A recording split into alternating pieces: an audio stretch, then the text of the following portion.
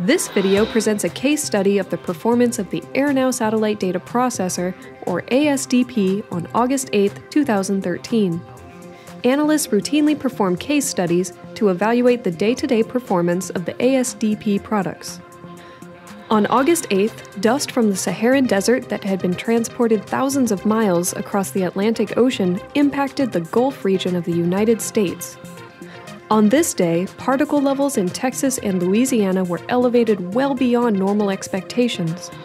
24-hour PM2.5 concentrations measured by ground monitors exceeded 25 micrograms per cubic meter throughout much of the region, with several sites reporting hourly concentrations in excess of 40 micrograms per cubic meter.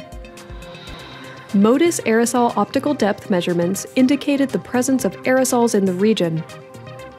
The Skyrun model produced by the University of Athens, Greece, predicted dust transport from the Saharan Desert across the Atlantic several days in advance. Numeric values on the animation represent local maximum concentrations in micrograms per cubic meter. Aerosol measurements made by the Calypso satellite confirmed the presence of dust in the lower 2 kilometers of the atmosphere over the eastern Gulf on August 8th.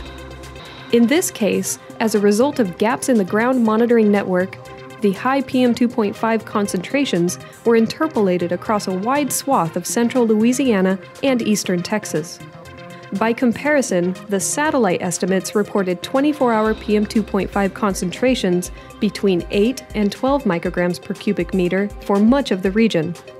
In these regions, uncertainty in the interpolated ground observations was high because of a lack of monitors, while uncertainty in the satellite estimates was low.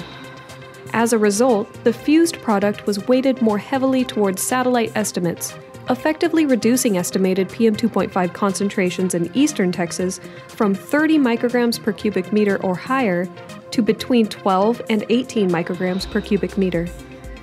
In addition, the regions of high PM2.5 concentrations were constrained to northeastern Louisiana and north-central Texas, near the monitors where the concentrations were measured.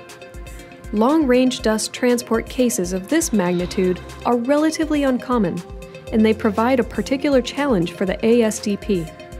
In this case, however, the ASDP performed well, filling gaps in the monitoring network and limiting the interpolation of high PM2.5 concentrations to regions near ground monitors. For more information about the ASDP system, please visit asdp.airnowtech.org.